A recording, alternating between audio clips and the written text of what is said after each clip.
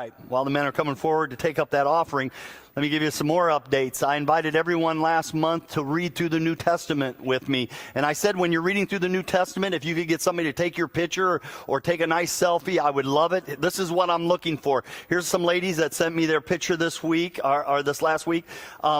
Kara and Casey, if you go to that doctor's office, you'll run into them. They're holding one another accountable to keep reading, and they've even done some at work. I hope not on work time, but they've been doing it. And I love that picture of them together with their Bibles. The other is Shelley. Tracy and her mom went down to Texas to be with her sister, who was about to have her first baby. And when the baby was born, Tracy took this picture of her mom holding her brand new granddaughter, and she's reading her Bible. And Tracy wrote to me, she said, Ron, she said, thank you so much for inviting us to read through the New Testament with you this year. She said, my mom made sure to pack her Bible to go on this trip. And I just love that. That is one of my favorite pictures. Also, this one came in from the beach last week. That's Jamie Beard, who while we were all in freezing cold, she thought it was a little chilly where she was at that day. And she's wearing a jacket, but there she is on the beach. And I'm sure a family member took the picture of her on her phone reading it. And this is exactly what I'm looking for in pictures. If you could take a picture of you reading the Bible or have someone take it and send it to me. These are encouragements to me, by the way. I'm in my reading. By the way, if you haven't jumped in, it's not too late. All we've read so far is 16 chapters from the book of Mark, and we're about 5 chapters into the book of Acts. And that's not that far. You read one chapter every day, all right, preferably morning. You think about that chapter through the day. You get the weekend off. Those reading plans are out at the Welcome Center, and you can pick one up today. If you jumped in and you're already discouraged because you fell behind a little bit, it's not too late to make it up. Jump in. Come on, read with me. I wanted to do this, and these kind of images are really encouraging me to stay at it. So thank you so much for that. All right, let's get started today. I need you to stand up and get in little pockets with people, all right? You're not going to pray. Just stand up real quick. Come on, come on. Stand up, get in little tiny pockets of about 4 or 5, maybe 6 people. If you see somebody by themselves, call them over. Get them in your circle. All right. Listen, listen, listen. No talking, no talking. Shh. You're not going to hear your instruction. This is a very spiritual thing you're about to do here this morning. You ready? What I want you to do is I want you to share with the group your favorite movie villain. Go. Your favorite movie villain. Go.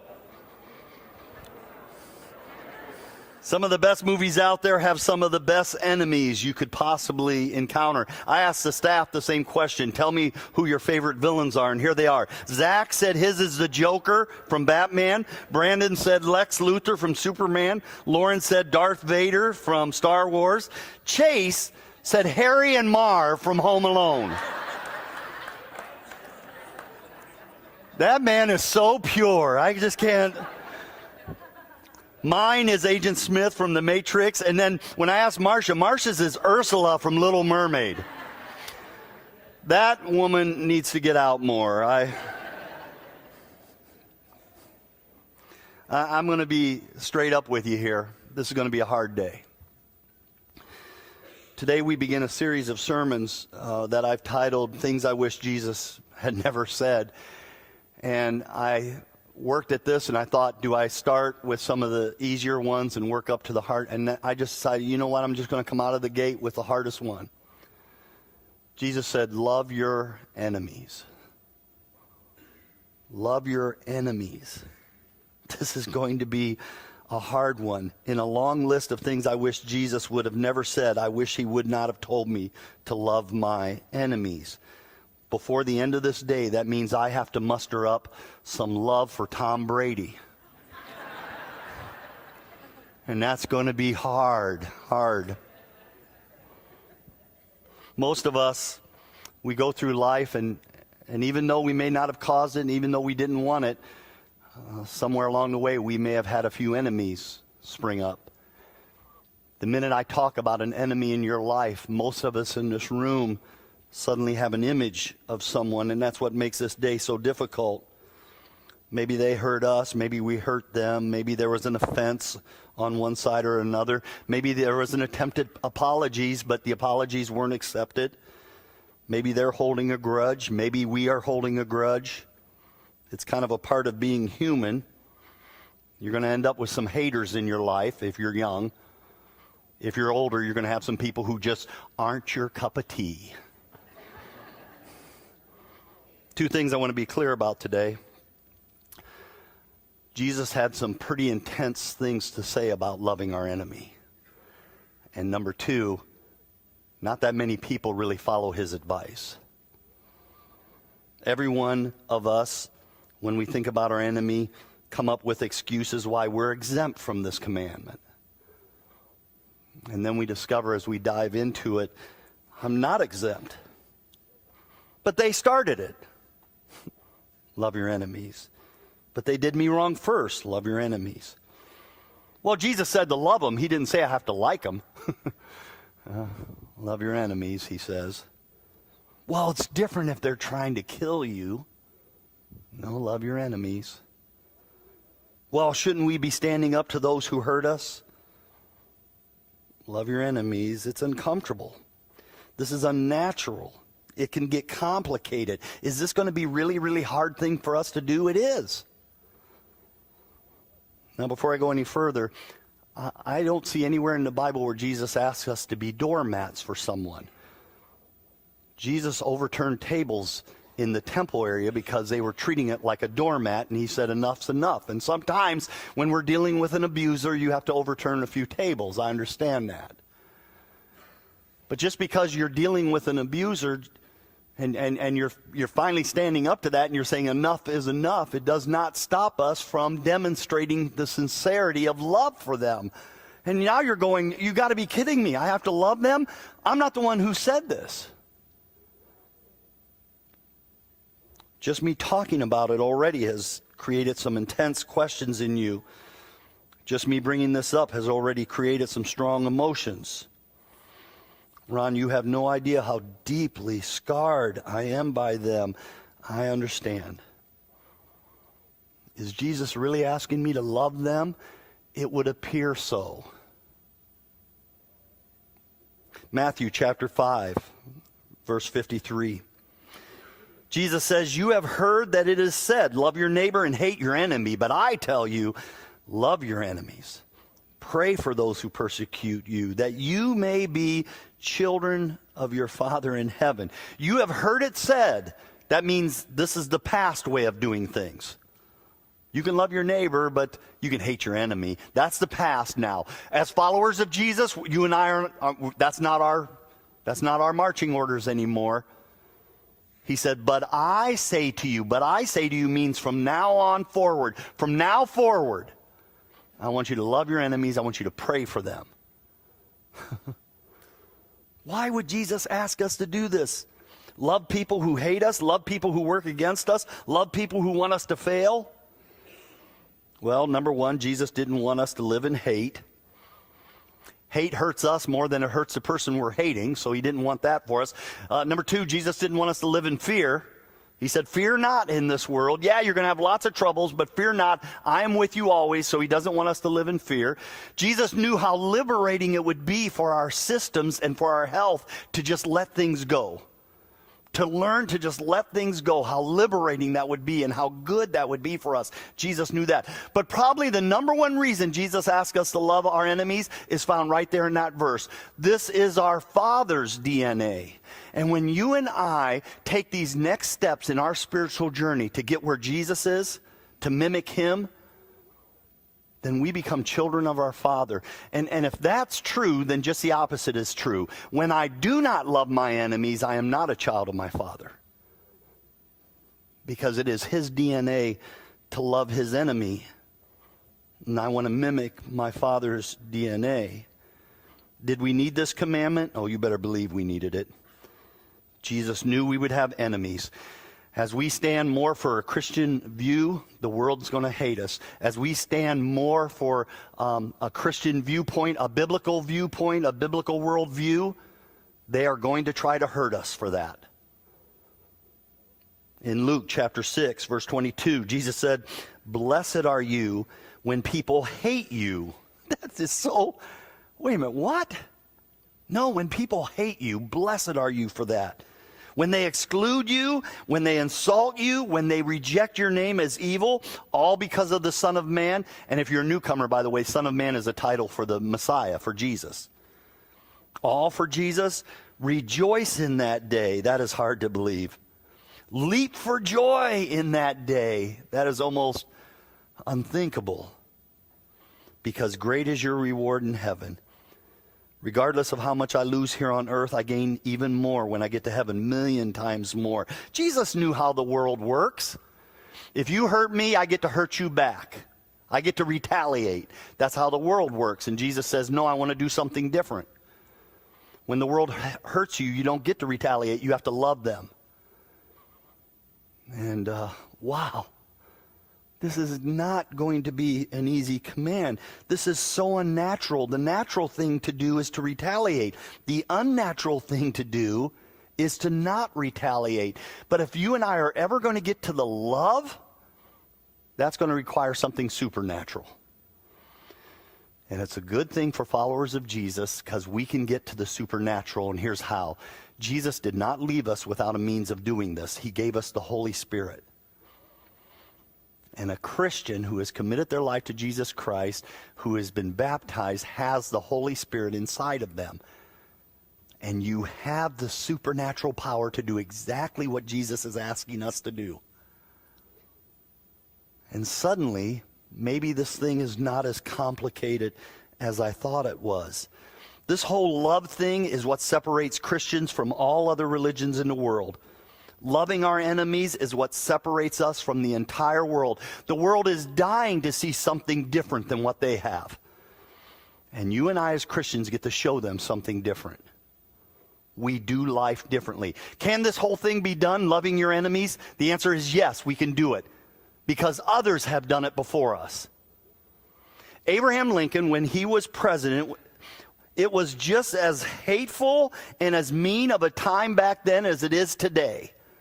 The environment that he was a president in was just as cruel as it is today. In fact, every time I go down to the presidential library, I love the room where all the cartoons are in. Those cartoons of Abraham Lincoln from way back then are so cruel, so mean. The spirit is so evil in there. But I love that all those cartoons are placed in frames that are crooked. It's proof that these are slanted views of what we now consider one of the best presidents we've ever had. But back then, he was called vile things. And no one hated him more than Edward McMaster Stanton. He opposed Lincoln at every turn. He's recorded as calling Abraham Lincoln a giraffe, which I guess that must be really harsh words back then. And then President Lincoln did something unthinkable. He made Stanton on his cabinet the Secretary of the War Department. What could have been maybe Lincoln's biggest blunder, appointing a known enemy to such an important post, turned out to be one of Lincoln's best decisions. They had to be together several times a day. Abraham Lincoln would walk down the street to his office several times a day to get the war report, to hear what was going on the battlefield. The two of them ended up becoming very close friends. It began as enemies, but Abraham Lincoln gave him a post on his cabinet, and everybody thought it was a horrible decision. But Abraham Lincoln did it. And when Abraham Lincoln died, Stanton is quoted as saying, "There lies the most perfect ruler of men there has ever been." Robert Todd Lincoln, the president's son, wrote of Stanton, "For more than 10 days after my father's death, Stanton called on me every morning and spent the first few minutes of his visits weeping without saying a word." Abraham Lincoln teaches us how to love our enemies. Corrie ten Boom If you've been a Christian for a long time, you might know that name. She wrote the book, The Hiding Place. But if you're new to Christianity, maybe you don't know Corrie. Corrie's whole family was wiped out in a Nazi concentration camp. What was their family's crime? Hiding Jews in their home. That was their crime. And somehow Corrie survived that. The war was over. The camps had been liberated. Corrie was a very popular speaker in churches where she would talk about the love of God, the faithfulness of God, even when you're in a horrific time, what God would be able to do in that time. And then one night after she was done speaking, a group of people had gathered around her to talk to her, and she looked through the crowd, and walking toward her was one of the old SS guards from her camp, from her concentration camp. The very guard that stood guard with a bunch of other Nazis in the women's shower, laughing at them, mocking at them, reaching out and grabbing them. Corrie said, at that moment, every vengeful thought I could think came rushing in on me. She said, every hateful thought, every angry thought, every bitter thought came rushing in on me. She said, and as the man approached me, he came right up to me, he bowed in front of her, and he said these words to her, how grateful I am for your message, Fräulein. To think that, as you say, Jesus can wash my sins away.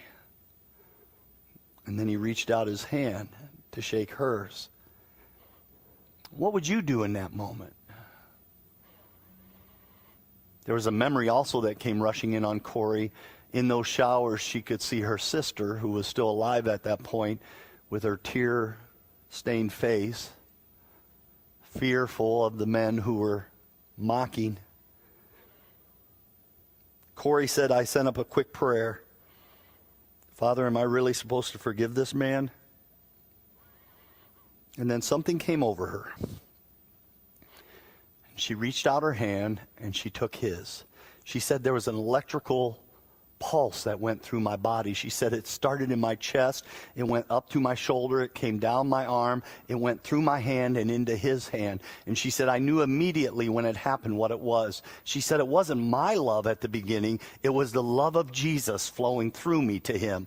And then it dawned on me, Jesus, you died for this man. Could I ask any more of him than that? If you are willing to die for him, how much more should I do? And she said, what followed the love of Jesus through my body was my own love for him growing. Corrie teaches us how to love our enemies. Martin Luther King Jr. Was preaching a sermon back in 1957 in Montgomery, Alabama, where he was literally preaching the passage, love your enemy. And he says this, when the opportunity presents itself for you to defeat your enemy, that is a time which you must not do it. This is the meaning of love. What I appreciate most about this man is that he never attacked an individual. He attacked a system, but he wouldn't attack an individual. And if there's anything that we need right now in Washington, it is leaders who understand they can attack a system that they don't like, but they got to stop the attack of the individuals. Martin Luther King taught us how to love our enemies. In May of 1987, during the Persian Gulf War, the USS Stark was struck by a missile from an Iraqi plane, which ended up killing 37 of our sailors and nearly sank the ship. One of those sailors' names was Stephen Kaiser.